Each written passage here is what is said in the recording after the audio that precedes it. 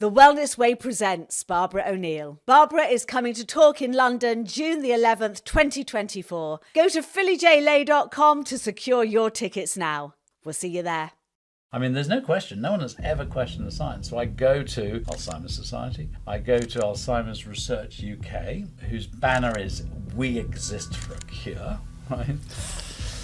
I go to Dementia UK and Alzheimer's Society. They say, oh, we don't do prevention. We don't do it. We don't do prevention. Yeah. Just recently, the front page newspapers have said £10 million trial funded by who? Bill Gates, Alzheimer's Research UK, and mainly the People's Lottery. So the people out there gave their money to fund this trial, which involves 5,000 people being tested for a blood test called p-tau. Now we know p-tau is you get these neurofibrillary tangles. I mean, they're selecting people who think they've got a memory problem. They're testing p-tau, and they're going to tell you a few years later, guess what? People with memory problems have a high level of p-tau. Why are they doing this? It's the same as cholesterol and statins. Because they'll say, now We've got a drug. We got a drug. You know? Yep. And there isn't a single independent study, i.e. not funded by the drug company. So I say, I'm the jack of all trades, the master of none. But when you put all the pieces together, suddenly this magic appears, which is you really can upgrade your brain. You absolutely do not need to ever go in the direction of dementia and Alzheimer's. Welcome to The Wellness Way with me, Philly J. Lay, a layperson's guide to your natural health systems, your very own NHS. We know about Big Pharma, we know about big farming, but did you know about Big Shoe, who put fashion before fitness and wealth before well-being? Welcome to The Wellness Way. I'd like to introduce you to our sponsor, Vivo Barefoot. Embrace your human nature and reconnect to the natural world. Get 15% off your first Vivo Barefoot order using the code PJL15. If you'd like to know more about this, please go and check out my podcast episode with 7th generation cobbler, Galahad Clark, CEO of Vivo Barefoot. Thank you, Vivo Barefoot. Enjoy the rest of the show. Hello, lovely people, and welcome to another episode of The Wellness Way. And today is a day that I think a lot of us will feel quite emotional about. I know that I do. It is Alzheimer's Prevention Day, and having known people with Alzheimer's, having watched my mother with dementia, I've invited on the show today a wonderful friend of the show, a wonderful man. He is a citizen scientist, author of 47 books, including this new one, Upgrade Your Brain. The truly remarkable scientist, Patrick Holford. Patrick, welcome back onto the show, and congratulations first of all on this. This is just tremendous work that you do, and it's not kind of recognised as much as it should be, and this really annoys me. So. Well, what's quite interesting on that front, actually, is that one of the reasons this book is so special is that I've been working with maybe 14 of the world's leading experts, professors, all in one piece. Like one's the omega-3 man, the other's the sugar daddy, and someone else is the B vitamins, and they're geniuses. I mean, these are people who've published hundreds of papers. Many Nobel Prizes should be in that collection. But of course, they've so focused on one thing, they don't see the other piece and the other piece and the other piece. So I say, I'm the jack of all trades, the master of none. And but when you put all the pieces together, suddenly this magic appears, which is you really can upgrade your brain. You absolutely do not need to ever go in the direction of dementia and Alzheimer's if you know what to do. Well, Alzheimer's is now being called type 3 diabetes. Part of the story. Yeah. We know that it is preventable, largely preventable. Well, let's just sort of unpack that sort of issue. Like, number one, we hear about like 1 in 5 people are getting dementia, and 2/3 of dementia is Alzheimer's. It's a disease. You scan the brain. So you diagnose dementia on the basis of a cognitive function test, where your cognitive function, your memory, your ability to work things out has decreased. But you can only diagnose Alzheimer's with a brain scan of the central area of the brain developed by some of my scientists in the group originally at Oxford University, which is used worldwide. So you have to have a scan. So it's a disease, like diabetes is a disease. It's not a natural consequence of the aging process. You know, the whole point is if 1 in 5 get it, 4 in 5 don't. So it's obviously, 100% preventable for those 4 in 5. And the question is, what about the 1 in 5? So that's kind of how that works. Now, there are causative genes. They're very rare. They're called presenilin and AP, or amyloid protein precursor. And they account for less than 1 in 100 cases. So we could really say that 99 cases out of 100 are potentially preventable. And theoretically, we could say that, literally 99% of cases can be prevented if people do the right things early enough. Now, if you actually look at what you could absolutely say the science shows, it's around 80%. But we'll talk about that, because actually we're underestimating prevention, always underestimating. And I'll explain why when we go into different areas. So that's kind of it. Now, the youngest age of a non-genetic Alzheimer's diagnosis is 19. I find that quite shocking. And you told me a statistic earlier that the cognitive decline starts going down at really a very young age, doesn't it? Well, yeah. I mean, what we did back in 2010, when the genius Professor David Smith and Helga Refsum, professor from Oslo, did the seminal study. I mean, these were the guys who were involved in developing the original brain scan. They're like the leaders. Yeah. They know exactly what they died. They kind of defined what Alzheimer's was through the brain scan process. What they did was they gave one group placebos, one group B vitamins, high dose, B12, B6, folate, and they got 53% less brain shrinkage, which is extraordinary. I mean, the latest drugs, lecanemab, got 20% increased brain shrinkage in 1 year, right? So we're talking about 53% less shrinkage, right? And not only that, in the lecanemab drug, there wasn't a single person who got better. They just got a little bit less worse, apparently, than the placebo group. In this, 30% ended the year with no clinical dementia rating. No, they would no longer be diagnosed with dementia or pre-dementia. Gone, finished. So that really woke us up. And I said to him, what do we do now? And he was the second in charge at Oxford Medical School. And he said, well, I hope in 5 years it will be standard medical practice. And I said, well, what would that mean, on the NHS? He said, everyone over 50 has a cognitive function test, because you can see that slip in cognitive function 40 years before a diagnosis. If not good, you measure homocysteine, which we'll talk about. Yep. We've got your little kit here. Yeah, exactly. What I do. Terribly important. And then if high, have the B vitamins. But here's the really sort of fascinating thing. Like, just recently, the front page newspapers have said £10 million trial funded by who? Bill Gates, Alzheimer's Research UK, and mainly the People's Lottery. So the people out there gave their money to fund this trial, which involves 5,000 people being tested for a blood test called p-tau. Now, we know p-tau is you get these neurofibrillary tangles. I mean, they're selecting people who think they've got a memory problem. They're testing p-tau, and they're going to tell you a few years later, guess what? People with memory problems have a high level of p-tau. Why are they doing this? It's the same as cholesterol and statins. Because they'll say, now We've got a drug. We got a drug, right? Now, it's total waste of money. And if you think about it, it's £2,000 per person, 5,000 people. So what could I do with £2,000 for an individual? But why develop the blood test when you can do what is used to diagnose dementia online for free, which is a cognitive function test?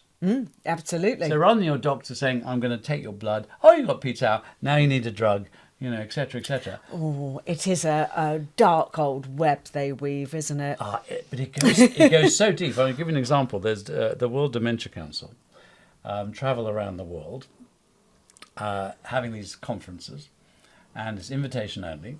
And the year before last, and they invite the government experts and all the influential people. The year before last, one of my professors, he couldn't go, and he said, please let Patrick go instead. And I went there with a friend of mine who's a major award-winning medical journalist. And they're banging on about amyloid. The idea is that your brain is full of amyloid plaque. Yeah. You know, it's a toxic protein. It's part of the inflammatory process, a bit like having plaque on your teeth, if you like. And the idea is if you get rid of the plaque, you know, you cure Alzheimer's. Now, the drugs do get rid of the plaque, and they shrink your brain, and 30% get brain bleeding or swelling, and the last 2 trials killed 7 people. Okay, so just unfold that a little bit more. So Yeah. the last trials killed 7 people. 2 trials, yeah. Yeah, 2 trials. So you know, that to me seems a lot in a trial. It's about 1 in 400. Of course it is. Yeah. You know, if you go back 10 years, if a drug, I mean, let me put it another way. So, I mean, what happens is if you have a very, very weak effect of something, I mean, for example, if you have a trial of 100 people and 1 gets better, do you conclude that it's effective? You say, no, it could have been chance. I mean, let's say none in the placebo and 1 on the drug, you know, get better. You go, no, it could be chance. So, if you have a very weak effect, what if you do a trial of 1,000 people? Now you've got 10 get better, or 10,000 people, now 100 get better. You say, yeah, that's not chance anymore. So when you have a really crap drug, what you've got to do is a very, very big trial. In the thousands, right? Which In order that you might get a couple of people get better. Exactly. So these are large trials, Yeah. right? You know, that's basically the thing. Lots of money. And, you know, there are all sorts of ways that they, what shall I say, cheat? Not cheat, sort of skew, you know, the results in the direction that you kind of want them to go. And in these, but the point really, even just before that, is the last 15 trials of these are injections of anti-amyloid antibodies. So little antibodies whiz into your brain, find the amyloid, kill it. That's the idea. It's sort of Pac-Man. It's basically like a vaccine. You know, it's a bit like, you know, mRNA. It's close to that. It's what we would call a biologic drug. It's not blocking an enzyme, which is what, you know, statins do.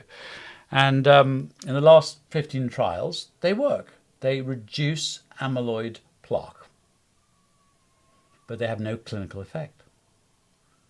So Nobody got better. no one got better. And in these last, you know, there have been a series of trials and a lot of money going into this because they've spent nearly 100 billion. I mean, the official figure is $50 billion. I mean, it's a big money. And they're not going to give up. They're just not going to give up. Well, they can't give up because they have to get their money back. Exactly. So the point is, what happened was they just, in the last 2 trials, got over the point of statistical significance of placebo versus drug. No one got better. They just got a fraction less worse. Not clinically significant in the sense that if you were given the drug, you wouldn't notice. You know, your relative wouldn't notice, your doctor wouldn't notice, your carer wouldn't notice. And about, you know, 1 in 5 got brain bleeding or swelling, which is a very serious condition, from which originally in the last trial 3 died and the one before 2 died, but then a little while later, you know, another one pops off in one trial, another one pops off in the other trial. In other words, they're in hospital bleeding. Yeah, this is something that I feel really passionate about. You know, I've recently had Barbara O'Neill on the show, and you know she was hauled before the Australian courts and tribunals for saying that you could put a piece of apple in a muslin in a baby's mouth, and you know the healing effects of that, and they said the baby could choke of that, and she said, well, you know, having muslin and apple in their mouths. And then they said that a baby, because she'd spoken about goat's milk, and they said, but a baby could die of goat's milk. And I know last time you were on the show, we talked about the fact that, you know, we're the only species that is drinking something designed for babies in our older age, i.e. milk. But, you know, they come after all these little things that they can in the natural health world. And I know that you're a massive proponent of vitamin C therapy. But if one person died of that, Well, exactly. you'd be in jail. Well, not only that, but vitamin C would be banned. Yeah. You know, I mean, it's absolutely true. If you did a trial of vitamin C of 1,000 people and, you know, let's say high dose for COVID and one of them died, game over. Yeah. It's simple as that. So we have a extraordinary, I mean, everyone really in neuroscience knows that the amyloid theory is dead. It's finished. It doesn't work. It's no longer ethical to put people on trials. But if you go on Facebook, people are queuing up to join these trials. They'll do anything because they're like, you know, their relative or they are losing their memory. I think there's going to be a cure. There's going to be a cure. There's going to be a cure. And there won't be a cure because the process that leads to cognitive decline, which my book is all about, and this, you know, let me say this is anything neurological, you know, Parkinson's, motor neuron disease, also And kids, ADHD. ADHD, autism, and we're almost not allowed to say it, but most neurodivergence is fundamentally neurologically related. And there are some very fundamental rules about how your brain is made and functions. And, you know, one of the critical things, and here's the sort of mind-blowing thing, the study I told you about was B vitamins. Mm-hmm. And they drive a process called methylation. Your actual brain cells have a skin, a membrane, through which all the talking happens. It's made out, I mean, your brain is 60% fat when you take the water out. It's made out of omega-3, and a very particular kind called DHA, very rich in fish. That omega-3, which is like a zigzaggy thing, and we can actually share a little film, binds to something called a phospholipid, very rich in eggs and fish. And the binding is done by this process, methylation B vitamins. So what got really interesting is that David Smith, Professor at Oxford and his group, after they'd done their first trial, they then thought, well, hang on a second, we didn't really factor in omega-3. So they went back to their original blood samples and they split the group into thirds in relation to their blood plasma omega-3. And they found that the third with the lowest omega-3 had no benefit at all from the B vitamins. And the third with the highest had 73% less brain shrinkage, which brought them down to the level that you see in normal people with no cognitive decline at all. And then that triggered a little cascade where other studies who'd got modest effect on B vitamins went back to their baseline blood samples, found that those with low omega-3 got no benefit, those with high, massive benefit. Studies on omega-3, because they've not all worked, and some fairly decent trials, and they found that the third with the highest homocysteine, which is the blood test, if it's high, it's bad, no effect of omega-3, but the third with the lowest, massive effect. So we get to the point where there is 73% less shrinkage, or, you know, 2/3 less shrinkage. And that's a massive statistic. Well, it's that versus 20% increased brain shrinkage. Yeah. Right? So you've got... Which is the drug. Which is the drug. And the vitamins and omegas will cost you 10p a day. The drug is pitched at about £40,000 a year. And how many people have Alzheimer's in the UK at the moment? I should know the number off the top of my head. You should, shouldn't no, you? I'll look at 790 dementia diagnoses per day. That's 7 double-decker buses worth of people. Every 3 seconds, someone in the world is diagnosed. I was going to say 1 million. It says around 900,000 people in the UK currently have dementia, but this is about a year old. So it's around the 1 million mark. Now, what people don't also realise is that it is the biggest killer. So the Office of National Statistics in 2022 said the number one killer, not cancer, Not heart disease. It's Alzheimer's, dementia. It's dementia. So dementia is the biggest killer. It costs more than all of cancer and heart disease combined. Biggest healthcare cost by a long way. Biggest fear, it's overtaken the fear of gaining weight. Oh, has it really? Yeah.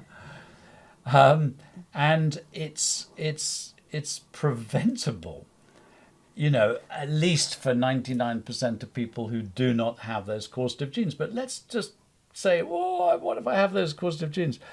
Even people with those causative genes who lower their homocysteine with B vitamins, increase their omega-3, exercise and do everything else, they do better. Because here's a really important thing. And my team, you know, I have a wonderful head of research, principal investigator, Associate Professor Tommy Wood at the University of Washington. And he and I and Professor Robert Lustig, who's the sugar expert, I've got his book here called Metabolical, you know, he's a genius. He's fantastic. And others, David Smith is retired now, so he's represented by Dr. Andrew McAdam. And omega-3 experts. They're all in this paper, but basically there's the structure. Oh, and I want to say one thing before this as well. It doesn't matter what disease you're concerned with. If you get nutrition right for your brain, it will be right for your body. Yeah, absolutely, it'll be right for cancer. Yeah, exactly. It will be right for heart disease. Yep. Diabetes, the whole lot. So if you do this, you are not only dementia-proofing yourself, you're cancer-proofing yourself, you're heart disease-proofing yourself, and so on. So effectively, you've got the structure of things. In this case, we can say a brain cell. And when I said those omegas bind with the phospholipids, think eggs, fish, et cetera, needing to be that structure. Then you've got the function of the thing, and the function is the fuel supply. So in this case, it's glucose or ketones made from fat. A lot of people into ketogenic type diets. Yeah. Then when you make energy, the function of making energy in a brain cell, you make exhaust fumes. And they're oxidants, which is why smoking increases risk, pollution increases risk, antioxidants, eating blueberries, vitamin C, reduce risk. So you've got structure, you've got function, but you've got to use it. You've got to use the neural network. And that is why if you're blind or deaf, you have cataracts or hearing loss, you actually have a greater risk for dementia because you have less stimulation. But if you have cataract surgery or you get a hearing aid, you get less. If you exercise, and particularly if you exercise like something difficult, I'm 66, I've just got my paraglider license, so I'm having, my whole body is having to adjust. Oh my God, what's going on here? And my brain is working, something that challenges you, learning a new musical instrument or a new language, or walking in hills as opposed to on a treadmill, or dancing would be fantastic. Well, I actually interviewed a wonderful woman about dancing, and it was something like 77% decrease in Alzheimer's and dementia for people that dance, whereas doing a crossword 3 times a week gave you zero, but the dancing... No, is massive. And here's the weird thing, and this is why I said we've underestimated prevention. If you go through the book Upgrade Your Brain, and there are 8, secrets, so to speak, but omega-3 is one, B vitamins is another, X, and so on. And you go through it, goes, oh, do you know, if my vitamin D is high compared to low, I've got 90 times less risk for Alzheimer's. If I dance, it'll reduce my risk by 50%.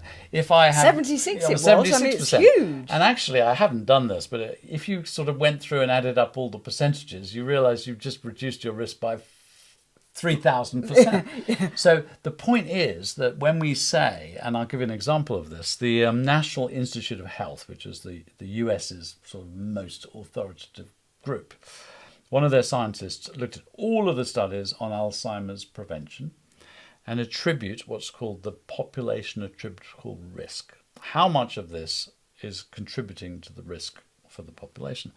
And they attributed 22% to the homocysteine B vitamin thing, 22% to seafood omega-3 thing. And but what we've just learned is the studies on just omega-3 or just B vitamins are taking an average of people, some of whom are lacking omega-3 or lacking B vitamins. So that's why when we looked at B vitamins alone, on average, for everyone, 53% less brain shrinkage. But in the group who had higher omega-3, 73%. So this combination, like we know that pollution increases your risk for dementia, but not in people with a low homocysteine and good B vitamins.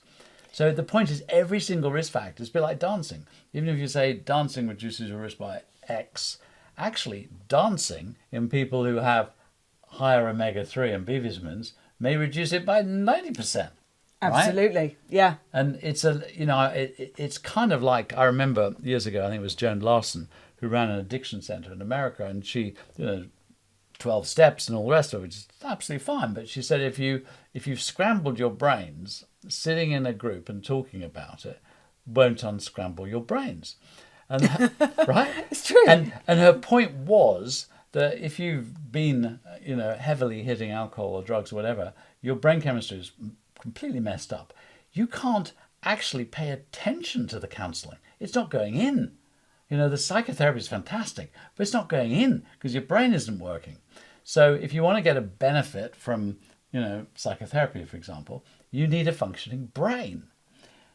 Yeah, you do. So when you put the two things together, suddenly, and that is why we are always all of these numbers, even the numbers in my book, are underestimated because they haven't factored in the combinations, right?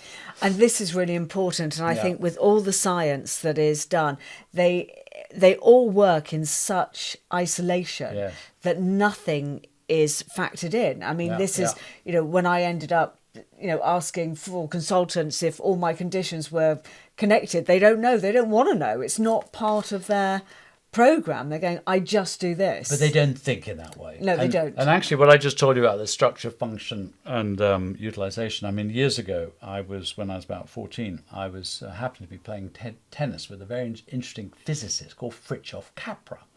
As you do at 14. As you do at 14, who wrote the book The Tao of Physics and was one of the first sort of systems thinkers.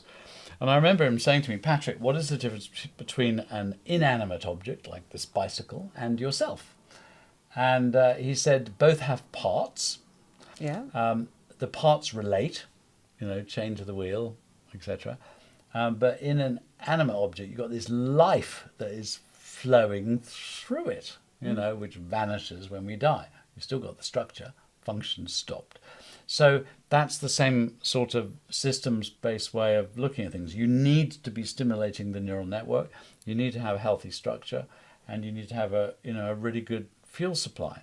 And as soon as you start thinking in that way, which is not reductionist, you suddenly realize why there are 30 or 40 well-established risk factors for Alzheimer's, but we, for the first time, are really organizing them. And then where it gets really interesting is that cognitive function test that we got permission to digitize, and it's validated in studies, is the same test that you would do if you were referred to a memory clinic. Same test, which is designed like a diabetes test to find out if you have dementia or pre-dementia, which we call mild cognitive impairment. And if you don't, in other words, if your score is better than that, then you're okay. So it's a bit like I say there's three kinds of health, or there's vertically ill, there's horizontally ill, which is when the doctor's called in, but then there's vertically well. So there's this, if we call dementia red and pre-dementia orange, there's this vast green range. And I made a decision a while ago to split the green into yellow, light green, dark green. Now, literally, last week, we've now tested 420,000 people. Every single day, 100 people, it's free, are going on foodforthebrain.org, clicking the button, doing the test. It's quite challenging. Now, I tried to do the test, and it is incredibly challenging. And I realised that I need to clean my glasses more often. Also, I'm dyslexic, which again is, most probably because I haven't got the right level of everything in my body. Or my mum didn't. I don't know. My mum was really healthy. I don't know.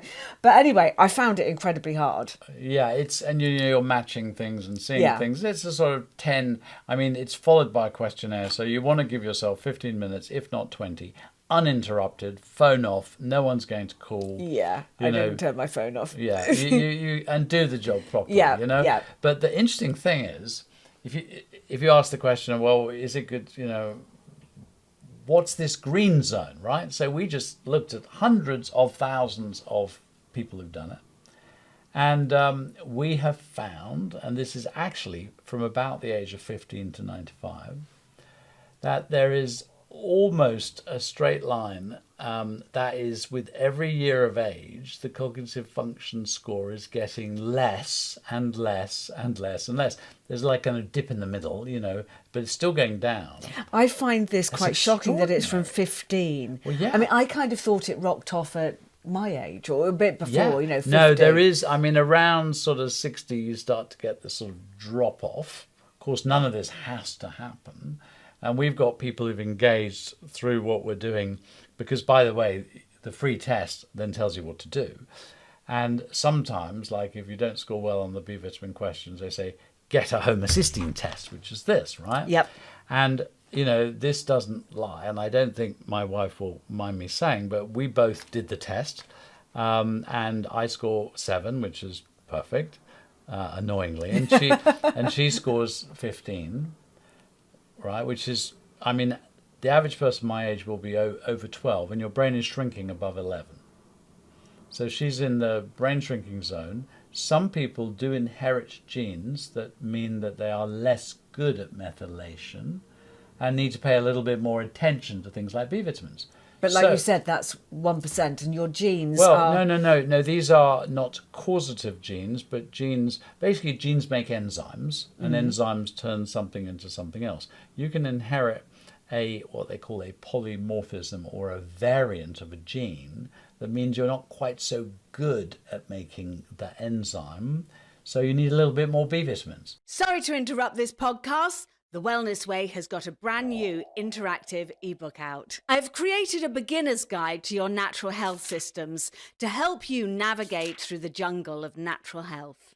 A banquet of knowledge wrapped up in a simple ebook, featuring some of my top guests from the podcast. As an added bonus, I've even thrown in my meditation album, The Wellness Awakening, From Past Lives to Passing. Head over to my webpage, phillyjlay.com, to grab your copy now.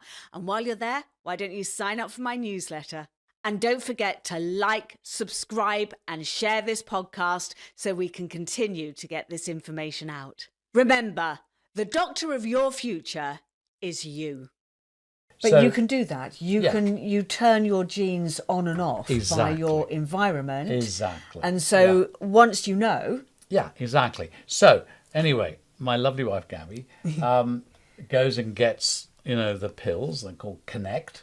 I formulated this for a company, and religiously, it's the sort of thing, takes them. 3 months later, which is a perfect time, retests, and she's 8. So she's fine. She's sorted it. Yeah. And her brain is working so much better. So the point is, you can do a test, you can do a questionnaire. It identifies your areas of risk. Then if you wish to, you can really confirm that biologically. This test is omega-3, vitamin D, HbA1c, which is the blood sugar thing, and homocysteine. And you do it, and maybe you're fine on all of them, but maybe you're not. And if you go, well, how much vitamin D do you need? Or how much omega-3 do you need? Find out. What happens is that when I said those brain cells have omega-3 bound to something, they're bound in there. What we actually measure in the omega-3 index are the bound in omega-3 in the red blood cell membrane. So it's a 3-month test because your red blood cells live for 3 months. In other words, if you eat salmon that day, it won't change it. It will tell you the last 3 months of your omega-3 status. In Japan, and we're actually measuring the percentage of fatty acids in the red blood cell membrane that is DHA and EPA, which are the 2 really powerful omega-3s that you find in fish. And in Japan, the average is 10%. Above 8% is optimal. In the UK, the average is 4%. And, if you're vegan, you go, I wonder if I'm really doing it. Have a test, find out. The average vegan will be about 3%.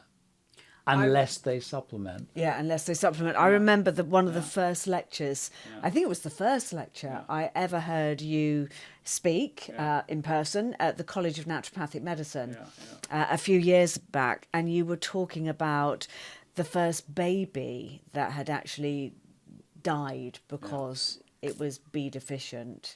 And a baby, a baby is getting its... Well, there have been... this was a few years ago that I'm trying to look along... Yeah, so, look, I'm not pro or anti anything. Sorry, I have to say, it's such an honour to sit in front of this huge bookcase here. So they're not all mine. I know, but it's just an extraordinary collection, and 47 of them are yours. Yeah. Well, the thing was, there have been 12 deaths of vegan infants. Now. 12 deaths of vegan infants. As I said, it was a long time ago that I came to see you. So, I go, oh my God. If someone chooses to be vegan, which is a life choice, which you can do, you will need to supplement omega-3, which you can get from algae, or it can be processed from algae, you will need to supplement B12. The last death was actually in a couple who ran a health food shop. They were both vegan, probably a very good diet in many respects, but the mother was B12 deficient, didn't know it. And if the mother's B12 deficient, the baby is B12 deficient. It's not in the breast milk. And effectively that causes the baby to die. So I wrote this book to know that if you choose to be vegan, you have got to know a few things, And the thing is, what's happening now is that so many ultra-processed foods full of junk, they go, oh my God, our shit product's vegan, right? Now we can use that to sell it. I know. So you can be on a really bad vegan diet. You could be on a really good vegan diet, but you have to supplement B12, and you have to supplement omega-3, and you also have to supplement choline, which is the phospholipid, phosphatidylcholine, which is what's in eggs. And if you're vegan, you've got to do it with lecithin granules. Okay, I don't know those. Yeah, well, you see, the brain, there are three fundamentals for the brain. One is omega-3. Yeah. Let's say it's the plank, right? The other is the phospholipids, and we'll call that the nail. And the third is it's a bit like if I say to a builder, if you give a builder planks, you get a house. No. If you give them nails, do you get a house? No. If you give them planks, nails, and a hammer, you might get a house. You'll get a house. The hammer is the methylation, the B vitamins. Right. So you have to have all three. The phospholipids, they're semi-essential. In other words, the body can make some. So they're not quite as critical as omega-3 and B vitamins. And if you're not eating fish and you're not eating eggs, a tiny bit in broccoli, tiny bit in almonds. Lecithin granules or lecithin capsules, which you can buy in the health food store, comes from soya originally, is the highest source of phosphatidylcholine. So I supplement every day omega-3 plus lecithin plus B vitamins, and I eat every week 3 servings at least of oily fish. And do you know what is the single richest source of that omega-3 DHA? Mackerel. Caviar. Oh, caviar! It's the highest. Is it? I've never tried it. I've just never fancied eating fish eggs in my life. Yeah, but even like taramasalata. Fish eggs are good. But no, taramasalata I can't do either. Yeah, but why is caviar? Caviar? The sturgeon egg is by far the richest source of DHA. Now, just to sort of contextualize this, and I love telling the story of, because I'm living down in Wales on 20-acre farm, and they found this ancient, oldest by a long way, complete Homo sapiens remains, skeleton. And there's a little camp there, isn't there? There's a little village that's been built around it. No, I don't think there is. I don't think so. I think it's really hard to get to the cave, and I've been meaning to get there, and I think it's not really like, it's not like a tourist thing. Paviland woman, they called this find, because they had all this jewellery made out of shells. Now, actually, when they get down to the DNA analysis, it's a man. It's not a woman. And when they analyse the bones, they are eating 1/4 of their diet as seafood, marine food. And if you think today that they must have been expending 2 or 3 times the calories through exercise, hunting, gathering, collecting wood, etc., than we are. So my diet today would have to be half of all the calories of my diet today would have to be marine food, which is the easiest food. Mussels, crabs, little rock pools when the tide comes in and out. Well, if you think about it, if they're living by water, I went to an Iron Age. Yeah. It was obviously a different thing, but I went to an Iron Age village in Wales many moons ago with my niece when she was little. There were quite a few kind of the spears for the fish and everything. But the fish have got to be easier to capture than the deer. The point is, you imagine tiny population, vast rivers, estuaries. loaded with oysters, mussels, things you just pick up. And of course, it's not the father's nutrition that counts, it's the mother, because it's the mother day by day that counts. The dad might be off hunting, occasionally lucky, but the mother's cruising along the rivers, the estuaries, picking up fish. And it's so absolutely obvious. And David Attenborough, of course, was the one who really sort of put this idea on the map. That's why we became upright. We were the ape. That we didn't suddenly drop out of the trees and suddenly go hunting with spears, which is the most ridiculous idea, because I happen to take people on safari. The last thing you ever do is stand up. It's the crouchers who can sprint who get the prey, and we are really slow. Yeah. So it just doesn't make sense at all. And then I'm very proud to say that I've just acquired my fifth grandchild. Oh, congratulations! A lovely little boy called Bo. Oh. Bo Dexter. And anyway, there's the picture at birth, and he's got vernix on it. That's the white waxy stuff the babies are born with, that they wipe off, that is waterproof. And David Attenborough said, I've never seen vernix in a land-based mammal. I wonder if it occurs in a sea mammal, like a seal. And some marine biologists picked up on this, and sure enough, the dolphin was the last creature to leave the land and commit fully to being in the sea. They have every single bone we have in our hands and arms in their flippers. And the marine mammals have this waxy waterproof vernix layer, as do we. And if you put a baby into water, they already know. They know exactly what to do. It takes them a couple of years to learn to walk. Yeah. But they already know how to swim. No, I know. We had the conversation on the last show, because I threw my babies in, at kind of 2 weeks. And it was terrifying, but you just go and go. I knew that if you did that then, they'd learn how to do it. So the genius Professor Michael Crawford, who really proved all this, has written a book called The Shrinking Brain. And just to put this into context, 6.5 million years ago, we split from the chimpanzees and gorillas and bonobos. They maintain, like a chimp has a brain size of 380 grams. And at the peak of Homo sapiens, about 30,000 years ago, brain size is 1,700 grams. That's why, which is about 1.5 pounds? 1.5 kilos. Kilos. Yeah. So, big brain compared to a chimp, which has stayed the same. Yeah. And so that's happened because of the environment that they were in. It's not the genes, because the genes are only like 1.2% difference. It's the environment or the conditions of existence.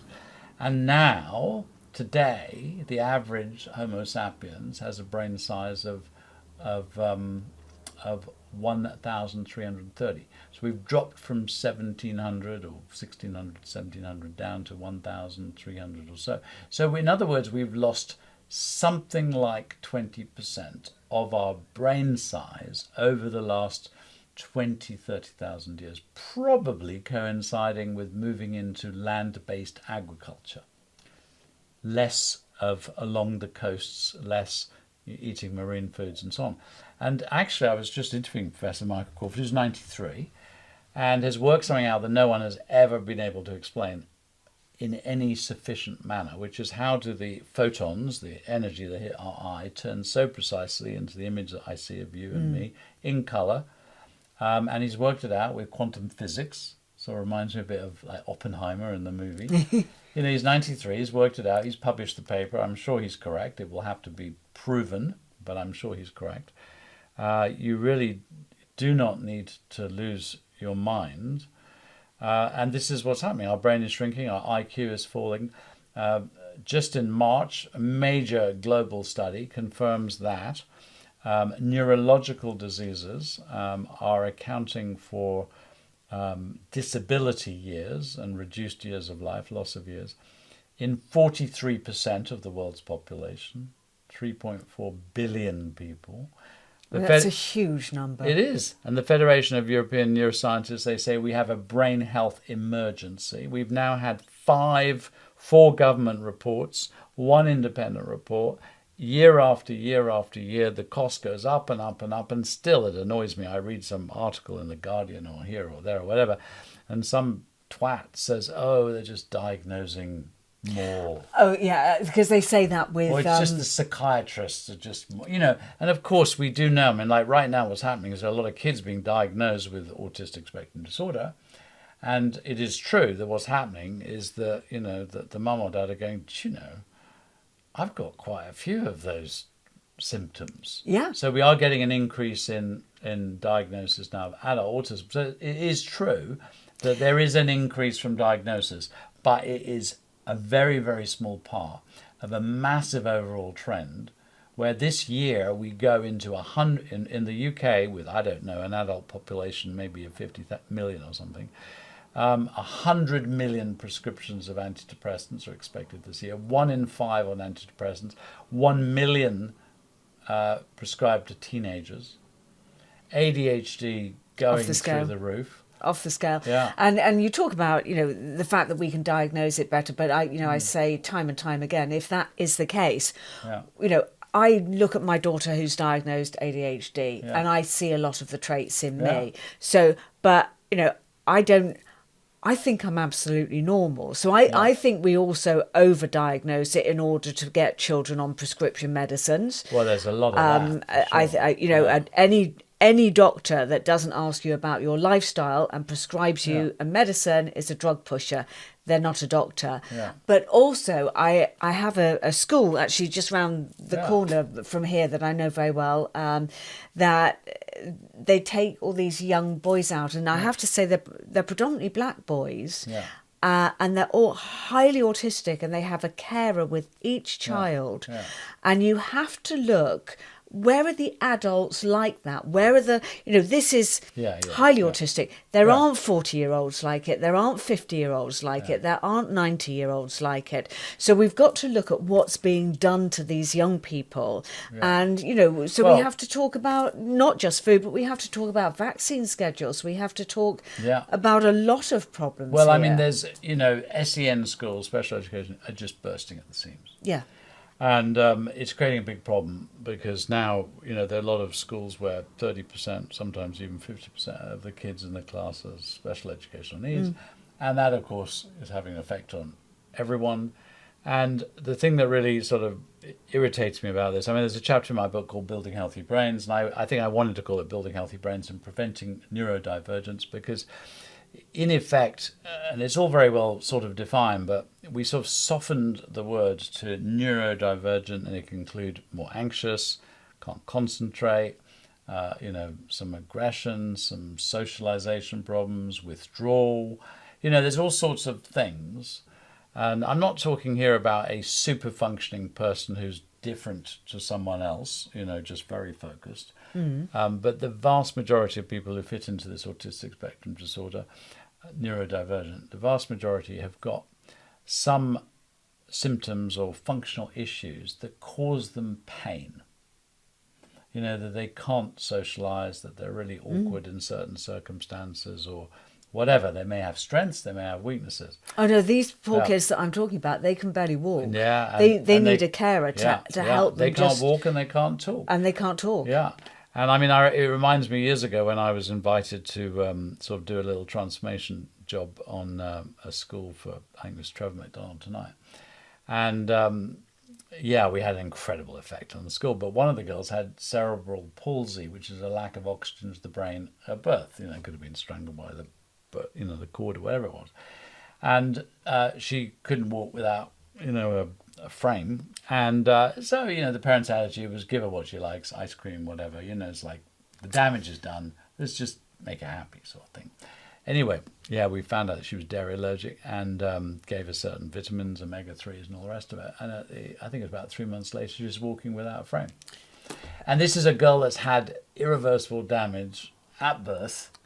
But for how many years before she saw you? Probably about 7. So it's like that. It's a long time. Yeah, I mean we had a guy, and this is the year before last, and his wife kept finding him in the wrong room at night because he couldn't find the loo in his own house. Went to the doctor, referred to the memory clinic, diagnosed with mixed dementia, which means Alzheimer's and vascular dementia. So, well, what can we do? And I said, nothing. A couple of months later, they tried to enroll him on a drug trial. And, As they do. He did the food for the brain dog test, and they really followed everything. And by the way, he didn't realize omega-3 and vitamin B, so that he did. Cut down on carbs, cut out sugar. Every day had this, there's a type of oil called C8 oil, medium chain triglyceride oil. It's sort of, you get it from coconut, but there's not much in coconut oil. You have to extract it. It's very nice, tasty. 2 tablespoons of that every day. That makes ketones, because when the sugar supply to your brain is messed up because you're insulin resistant, because you've had too much sugar. Ironically, you end up sugar starved, so your brain can't work. And that's where these ketones and the C8 oil really help. Had that. He learned very quickly, if they went to dinner with some friends and ate carbs, he was worse the next day. Went to bed a bit earlier to get more sleep, which is good. He's now joined a Morris dancing group. This is exercise. Living with dancing, you see. Yeah, he's dancing. He's dancing. Exercise coordination, etc., etc. He's planted his whole garden. He's back on the computer. He has a concept of time, which he had completely lost. So this just goes to show that you say it's not reversible, it's preventable. Yes. But this is somebody that has got a hell of a lot better. You've just talked about a man that, his life was falling apart and, he couldn't do things, and now he can do things. So can you say it's reversible? No, I don't. And actually, I've been attacked recently for not saying it's reversible. Right? And there's a guy called Dale Bredesen. He's written a very good book, End of Alzheimer's, etc., etc. And, he and others I know have quite aggressively, a bit like this fellow, done everything, and people have improved. But the reason why I would say Alzheimer's is not actually in his study, he didn't have anyone with diagnosed Alzheimer's. And you diagnose Alzheimer's by scanning the brain and seeing the holes. Yeah. So if I was to say Alzheimer's is reversible, I would have to have someone who's diagnosed with Alzheimer's with a before and after brain scan where I could show that the holes had gone. So let's take this guy. He's too late in this cycle probably to not continue to get bad. But what's happened is we've really slowed that down, and he's improved, for a while. Tremendously. Why? Because some of those half-dead brain cells, not yet dead, they haven't gone. That's what Alzheimer's is, dead brain cells, which are not going to come back particularly quickly. Those half-dead brain cells come back to life because they're getting some good fuel. You're mopping up all the exhaust fumes, you're reducing inflammation, you're getting a better blood supply, which of course exercise and dancing and all that will do. So it's a bit like a really old car that you actually service, and it appears to come back to life, and it will live longer, and its decay will be slower. So you can absolutely, and especially the earlier you start, see some, significant improvements. But I don't want to over-exaggerate and say that is the reversal of Alzheimer's. Okay, so I just want to come back to the fact that today is Alzheimer's Prevention Day. Yes. Now, I'm going to come back to your book, Upgrade Your Brain. Yeah. This is your press day today, and I'm really lucky to be here for your press day and to have this interview. Thank you, Patrick. And I know that you have spoken or contacted a lot of the Alzheimer's prevention societies and charities. Yes. How did that go? Well, just before answering that, let me explain what Alzheimer's Prevention Day is. What happened was I contacted the leading people in the world, from China to Japan to America, the UK, and so on, who were the absolute experts in something to do with prevention. Neurologists, neuroscientists, psychiatrists, and so on. Nutritionists, physiologists, exercise experts, and so on. And I said, could we sort of get together and form a group? And we did. Every single one said yes. And it's actually Dementia Awareness Week right now. We thought, do you know, the one thing one needs to be aware of is that this is a preventable disease. So we said, why don't we make Alzheimer's Prevention Day? Right? And on this day, we launch a website, alzheimersprevention.info. There's a 3-minute rapid test you can do, so you can instantly see what's going on. Each of the experts made a 3-minute film about something, not drinking too much alcohol, sleep, B vitamins, omegas, exercise, whatever it is. So you can see all the professors from Harvard, from Washington University, from Oxford, from all the rest. So this all sounds very promising. Very promising, and they're all saying something that you can actually do. And then there's a ice bucket challenge, so to speak, where you, the member of the public, can make a film on your phone, 30 seconds or less, saying, I floss my teeth to help prevent Alzheimer's, or I walk the dog and get some exercise to help prevent Alzheimer's, or I eat a mackerel, or I eat an egg, or I supplement B12. No commercial products, are allowed in this, but something. And the reason is we're trying to shift this paradigm from, it's just what happens to everybody when they get old, and we'll wait for someone to make a drug, and and so on, to no, this is rubbish. There are absolutely things we can do. So, as a consequence, with the world's experts, and we actually ran a conference a couple of weeks ago with all the world experts, all recorded, pure science, absolutely fantastic, no question. The book is full of, I think, 400 references. They're not in the book to waste space. You see the little number and you can see it. I mean, there's no question. No one has ever questioned the science. So I go to Alzheimer's Society. I go to Alzheimer's Research UK, whose banner is "We exist for a cure." Right? I go to Dementia UK and Alzheimer's Society. They say we don't do prevention. Actually, we don't do it. We don't do prevention. Yeah. And I go to Dementia UK. They say, well, we don't do prevention. We're involved with people who have somebody with dementia, a carer or a relative. That's our, which is all laudable work. And they did say, maybe you could help us do prevention. And Alzheimer's Research UK, they claim that 5% of their research money goes towards prevention.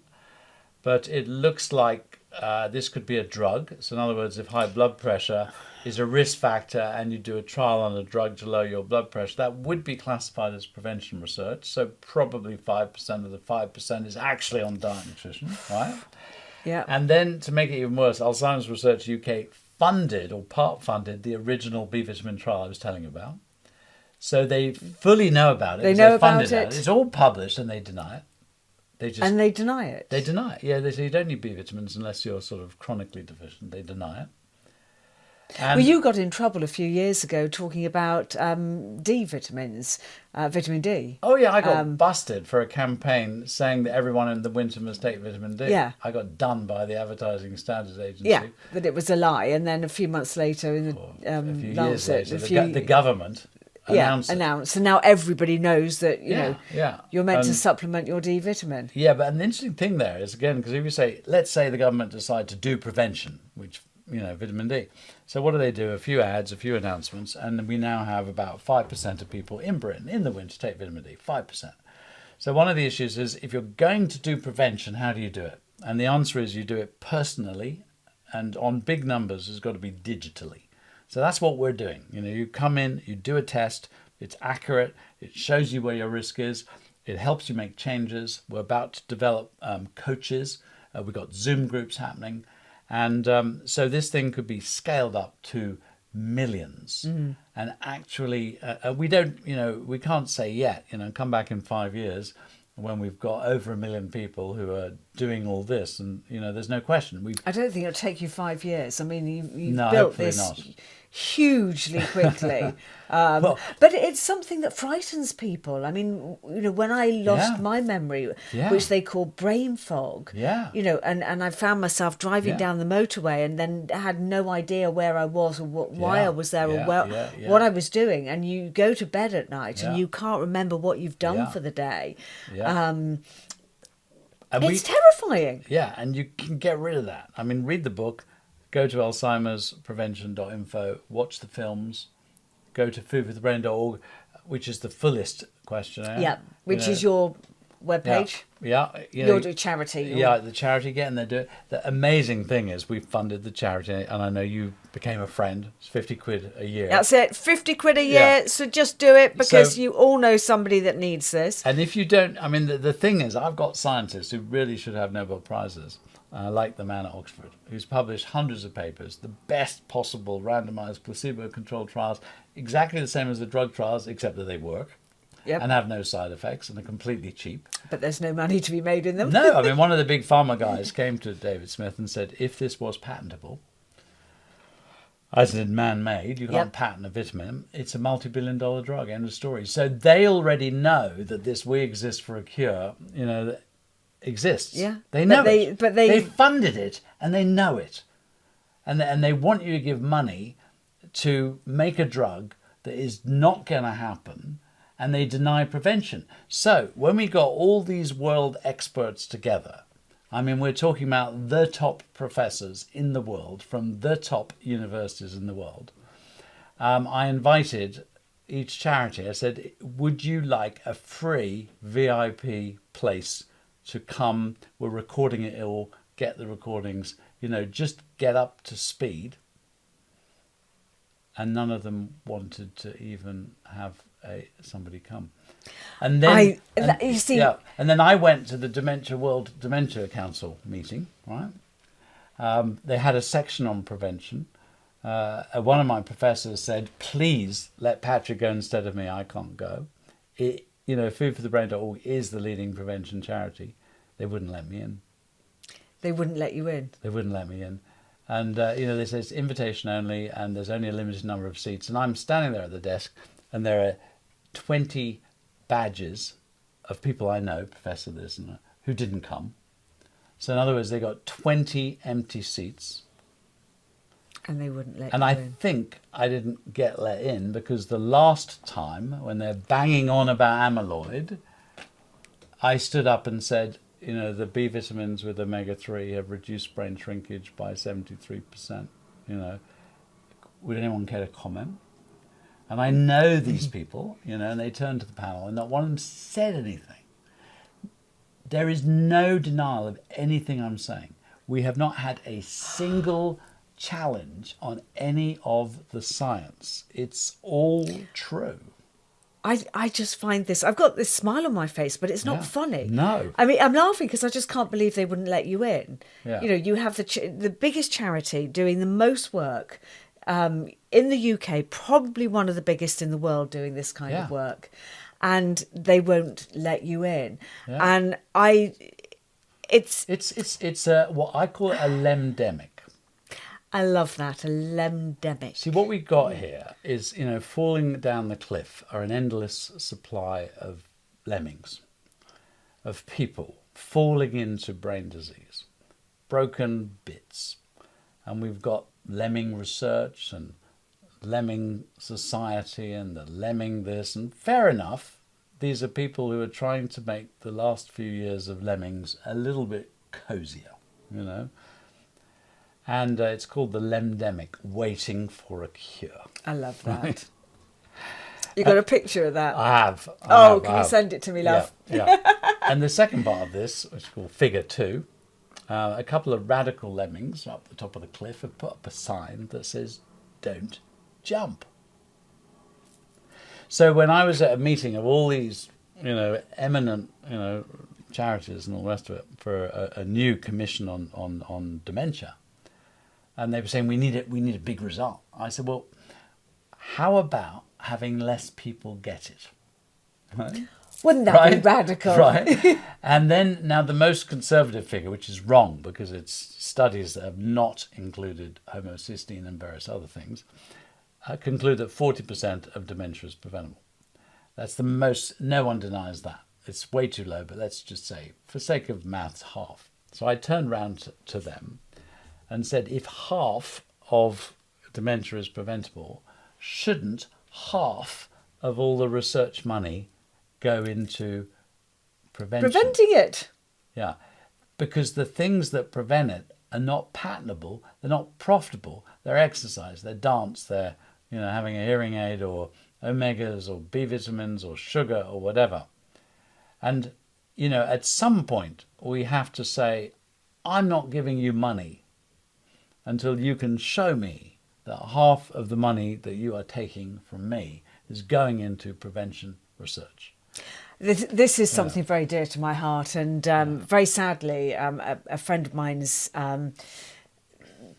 step-granddaughter has got cancer, and her daughter is doing a run for Great Ormond Street Hospital, which is, you know, fantastic that she wants to go and do that run for a hospital. But I got sent the flyer, and it's to go on cancer research. I can't bring myself, there is nothing in me that can bring myself to give money to cancer research. I stopped a long time ago. Because it is only, if they had spent 1%, one tiny weeny percent on prevention, same as Alzheimer's, it would be a whole different story, but they're not going to do that. This is all money that goes into the pockets of Big Pharma to keep funding for them to get their next golden bullet. But do you know where it came from? Because I think it's really quite interesting. And Michael Crawford and his co-author David Marsh makes this so clear. So years ago, very bright guy, Darwin. You know, he observes evolution and he says there are two driving forces of evolution. One is the conditions of existence and the other is natural selection. And of the two, and he said this in every volume of his work, the conditions of existence are the most important. And this is obvious. So what I mean by this is that suddenly, I don't know, a meteor strikes, you know, and the conditions change, or global warming happens. So the conditions change. Or global warming doesn't happen. Well, it doesn't happen. Yeah, but whatever it is, but the conditions change, like it's very, very well, whatever. Certain species and variations of species do better or worse. That's natural selection. So change the conditions, a bit like, you know, suddenly we're urbanized and there are certain animals that adapt very well, foxes, you know, but I don't know, wolves don't, whatever it is. But the conditions change first and then you have natural selection. So always conditions of existence are important. And that's why we can say for sure that we could not have become Homo sapiens without a different set of conditions. In other words, we are the ape that exploited wetlands, swamplands and water's edge. It wasn't genes. And the crazy thing, and this really is super crazy, was back in the Darwin day, a man called Weismann did an experiment where he chopped the tails off rats and their babies were born with tails. And for some strange logic, he concluded that this is proof that natural selection is more powerful than condition. You're going, I don't quite understand how that works. No. And it was very strange because there was a lecture and some professor was saying this, and there was someone in the audience who said, well, with a name like Weismann, he must have known this because Jewish people have been chopping the foreskins off boys for years, and still the next generation, you know, farmers, it proves nothing. It was absolutely, but what happened was it created the neo-Darwinists who buried the condition of existence because natural selection means whites are superior to blacks. You know, the aristocratic bloodline is more superior to the plebs and all the rest of it. So basically it led into what then became genetics and genetic superiority. And still, and I can't believe this is still happening. I met a very bright man who's funded lots of things, who's actually quite very into all this B vitamins, homocysteine and stuff. And his major funding is for cancer genes. Oh my God! You know, and where we can all that's so old news. It is so old news. You know, now here's a shocker, and it really points the way. 1900s, for an Englishman to get into the army to fight in the Boer War, they had to drop the minimum height to 5 foot. In other words, my height. Yeah, humans had shrunk, right? That's what happened. Why had they shrunk? Because of the industrialized diet. They didn't know about protein. So it was only after the 1900s we learnt you need protein for size. go to work on an egg, good British breakfast, bacon, sausages, and so on. So let's say, it's not quite the right figures, but 50 years later we got 6-footers rather than 5-footers. So a very short period of time, a change in the conditions of existence, eating protein, causes this massive change in this case, size.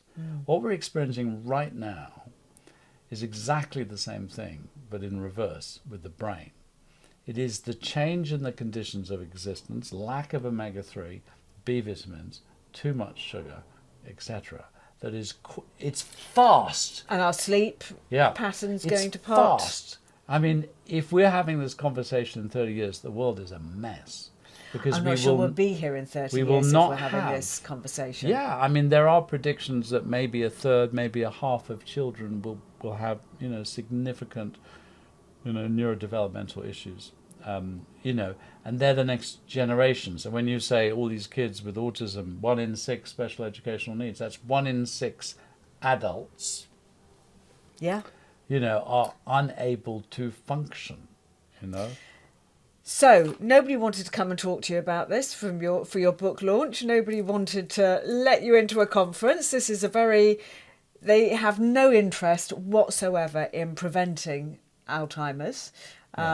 So what can people do? Well, they can read your book. They can go to your webpage. Yeah. And I want you've got 8 steps here. And just very quickly, Patrick, just take us through the 8 steps that you can do. Number 1, the omega-3s, really important. Okay, so really important. Yeah. Can you give us how much omega-3 should people be taking a day? If you supplement, you look for a supplement which will give you DHA, 500 milligrams. And you'll probably have to take 2 fish oil capsules to get that. And, this is for the optimum, have oily fish 3 times a week. We say smash it. S for salmon, M for mackerel, A for anchovies, S for sardines, and H for herring kipper. So they're the really, really good ones, right? Okay. So that's omega-3. Second is the B vitamins. It's often to do with B12. A lot of older people don't absorb it very well. In truth, if you're over 50, you should have a homocysteine test. This thing. Yeah. It's just worth doing. It actually is a biomarker for 100 diseases. Any neurological, any psychological. I didn't know that. Yeah, and that's published. And causative for Alzheimer's. So we say amyloid is not. If you give B vitamins, you lower the homocysteine, you stop the brain shrinkage, you increase the brain volume, it's causative, right? So B vitamins. But in any event... And where would you get the best B vitamins from? Because you can't buy iodine in the shop anymore. The B12 is in animal products, so eggs and fish are very, very good sources. Folate is in foliage, so greens and beans and nuts and seeds and so on. But that isn't to be confused with folic acid, which is the synthetic stuff put in We can talk about that. It's not that bad. It's not that bad, but it is crazy to put it in bread. But we can go off on that one in a minute. But you need folate. Okay. So you need folate. You need B6. That's the B vitamins. Next secret is that the two actually work together. We spoke about that. Next is sugar. You mentioned it at the beginning. Type 3 diabetes, Alzheimer's. So the sugar thing is absolutely crucial to get that out. Crucial, yeah. And it's really hard to get that out. We haven't mentioned antioxidants, of which vitamin C is one. So all the herbs and spices, fruits, not smoking, and actually we have developed and are launching it last month, a world first, which is a test that measures absolutely your antioxidant status. Oh, wow. I want that because I work so hard on my antioxidants. I make sure I have my 30 a week. If you're anyone into nutrition, you'll know that the single most powerful antioxidant in the body is called glutathione. Yep, the master antioxidant. Exactly. So basically, imagine it like this. Around your body, at any point in time, in every cell, you've got metabolic fires. In other words, you're burning fuel, you're getting fires. Of course, if you're sick, you've got a lot of fires, a lot of inflammation, a lot of oxidation. And glutathione and vitamin C, they're the two, is like the water in the fire truck that's whizzing around trying to put out these fires. The water becomes steam, which is called oxidized glutathione, and that's it. We measure, and this is really a world first, the ratio of the fully loaded glutathione, the water, versus the spent, steamy, oxidized glutathione. Yep. So if you're putting out loads and you've got lots of fires, you're going to have a lot of steam. And if you're running out of water, you're going to have very low glutathione. If you've got a lot of glutathione and very little steam, you're metabolically superbly healthy. And it's a world first. And we actually learned that this glutathione is so potent that quite a few of the studies measuring it haven't actually measured it right, because the second the blood leaves your body, it oxidizes. Yep.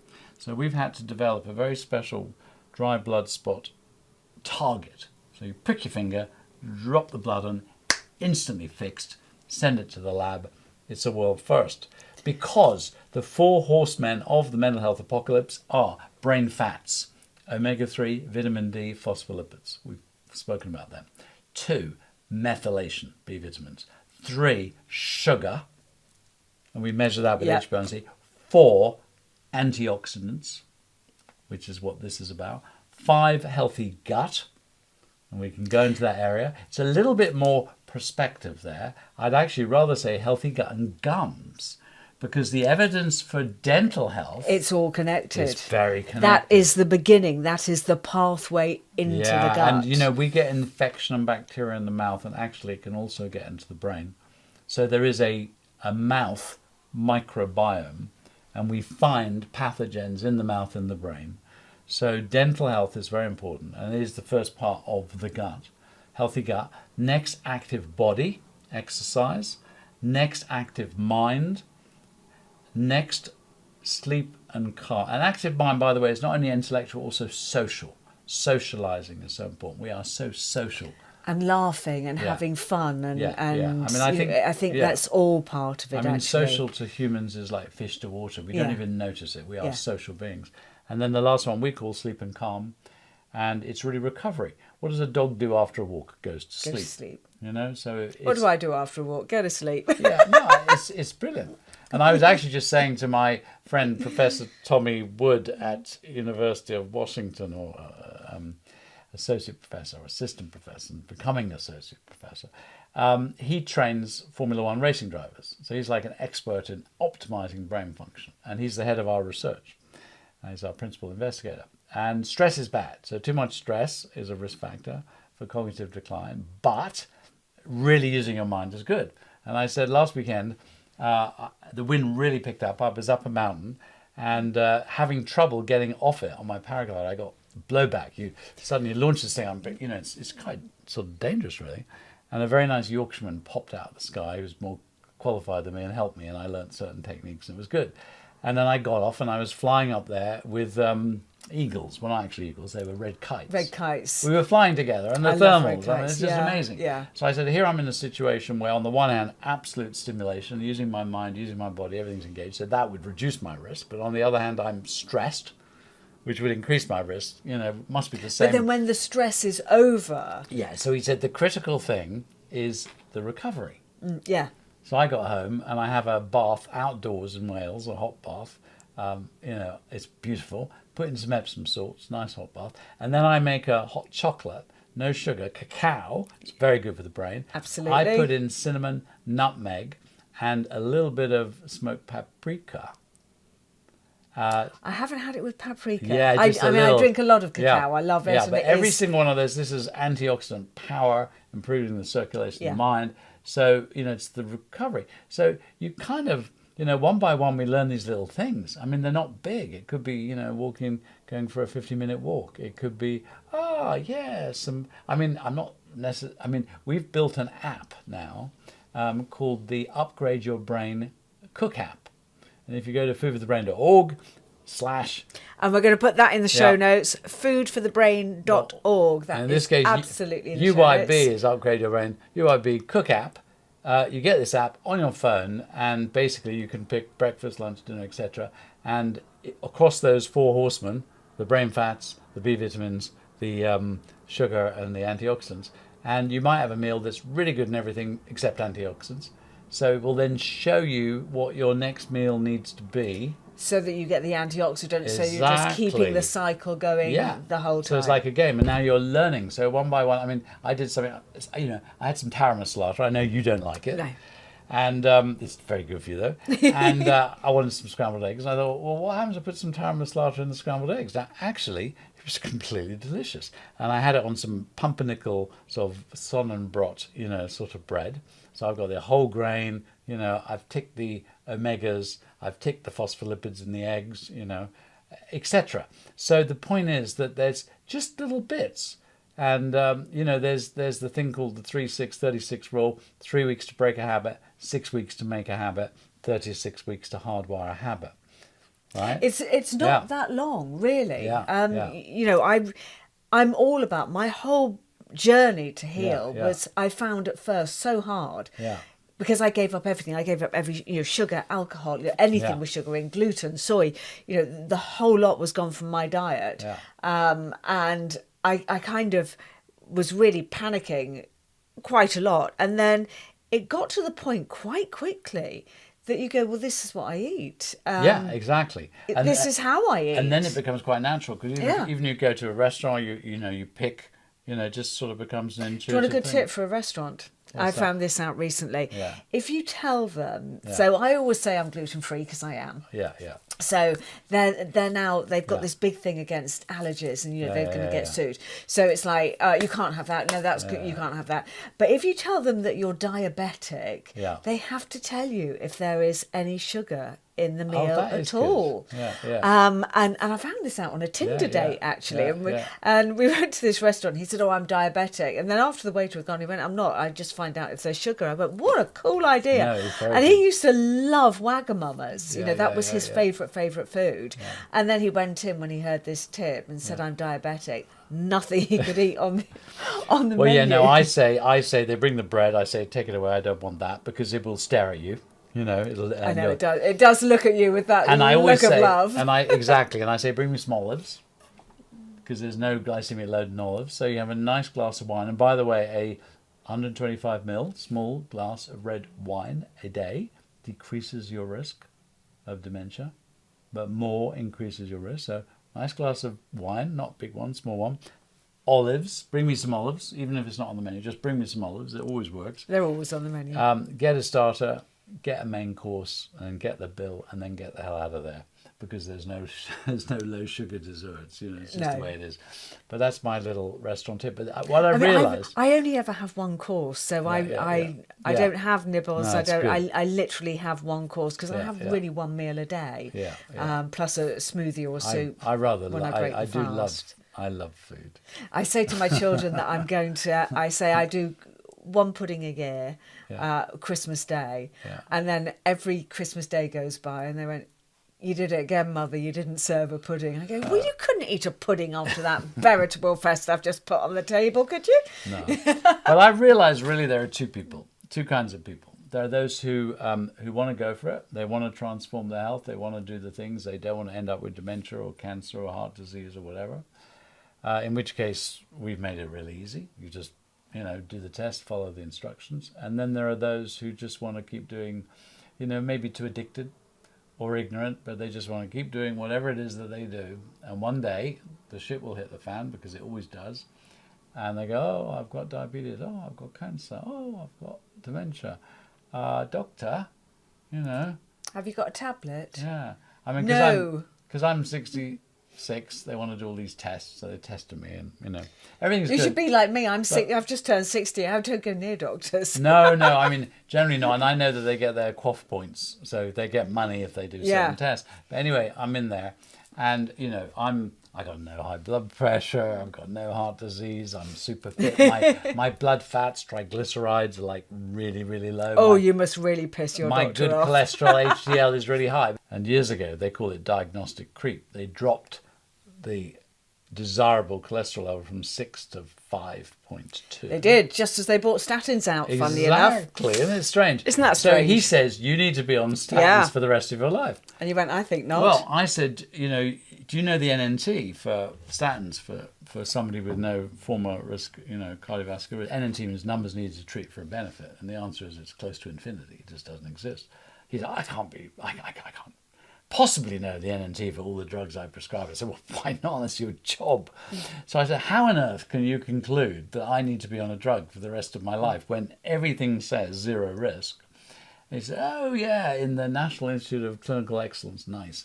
They have a little calculator where you put in your age, 66, you put in your cholesterol, and it says you need to be on statins, Yep. And there isn't a single independent study, i.e. not funded by the drug company, that has shown this benefit of statins. Now, the point here, because we haven't even gone there, all the trials that are telling us these new anti-amyloid drugs do something, and we know that they're not clinically effective, they're all funded and totally controlled by the drug companies. There have been actually, I think, something like 25 or 30 trials, but when the researchers, I said that there were 15 trials that showed that they lowered amyloid but had no effect. There's actually a lot more, but they wouldn't give them the results. So the trials are owned and controlled, absolutely. The whole narrative is owned and controlled, absolutely. These apparent councils will invite only the people they wish to influence want on through government. They're spending your money. They're spending our hard-earned cash that we pay in taxes to do things to drive profit. I know. And then they lobby the governments to say, we have to do this. And, there's this crisis going on and we need more and more of your money to fund this. Yeah. So the answer is wake up, become a citizen scientist, which is what you will be. Get out of that. We will generate big data, which whether it will be undeniable. But the point is, when we reach 1 million people, we're helping 1 million people. When I get pissed off, I usually write a song or a poem, and I wrote one that says, what's it all about? All these people checking out, years of memories erased, whole lives dematerialized, one-way ticket out of here, filled with anxiety and fear, the product of the human race, rich in wealth but lost in space, or a race for profit. What a disgrace. A race for profit. What a disgrace. And it is disgraceful. It's criminal. It's not disgraceful. It's criminal. And we do not need, something else. The average woman right now in the EU will spend 14 years of their life unable to climb 10 steps. That's the statistic. And you go, oh, that's terrible. I better do some exercise. I better keep my legs strong and so on. You never think it's not preventable. You just think, obviously, do something about it. In Okinawa, you've got 100-year-olds doing Tai Chi and dancing and all the rest of it, right? That's exactly what's happening with our brains. You are the architect of your own brain's future. You are of your whole body. Yeah. And I have a new catch line at the end of each show. I'm going to say it any moment, but Patrick, thank you so much. And I just pray that people share this with anybody you know. We all know somebody affected by at least one aspect of the things we've talked about today, whether it's ADHD, whether it's dementia, whether it's Alzheimer's, whether it's cancer, whether it's, anything. As Patrick said, this affects the whole body. Go and get the book, Upgrade Your Brain. And don't get it from Amazon, get it from foodforthebrain.org. Got because that. Then you're helping to fund all this science. Brilliant. Get it from foodforthebrain.org. And remember, and this is the most important thing that you can remember in your life, the doctor of your future is you. Good luck. We've got this. We're going to get over all of this corruption and we're going to get ourselves healthy and fit and strong. Patrick Holford, thank you so much for coming on the show again. My pleasure. Alzheimer's Prevention Day. And we will prevent it.